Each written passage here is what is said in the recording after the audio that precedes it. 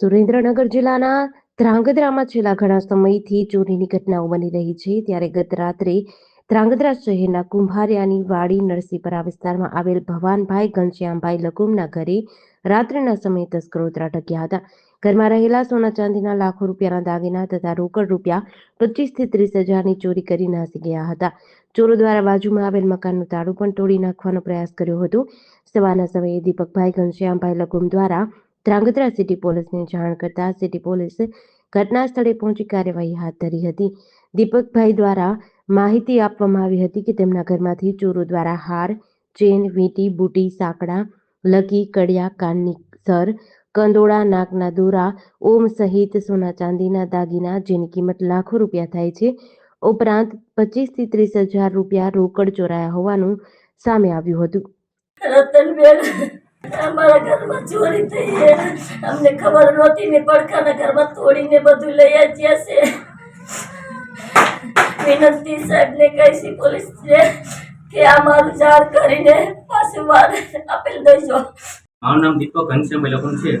અમે ધ્રાંગધ્રામાં કુંભારિયાની વાડી નરસિંહપરા નર્મદા કોટા પાસે રહીએ છીએ. અમારે ગત રાત્રે ચોરીનો બનાવ બનેલ છે, જે અમે તાત્કાલિક પોલીસને કાર્યવાહી કરી 5 વાગે.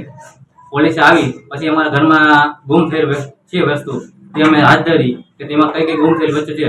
તેમાં 2 હાર છે, 1 ચેન રહ્યો, 2 ઓટી, 3 જોડી સાંકડા, 3 લકી, 1 જોડી કંડલા, 1 જોડી કાનની શેર જેવી, 2 કંદોરા, 2 નાકના દાણા, 5 ઓમ અને 25 થી 30 હજાર રૂપિયા રોકડા જે ચોરી કરી ગયેલો છે.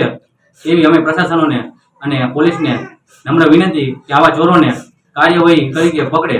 મારું નામ દિનેશભાઈ ઈશ્વરભાઈ ચૌહાણ છે. હું અહીંયા 42 વર્ષથી રહું છું. અત્યાર સુધીમાં કોઈ દી થયું નથી, પણ આજે કાલે રાત્રે મારું પણ તાળું તોડવામાં આવેલ છે.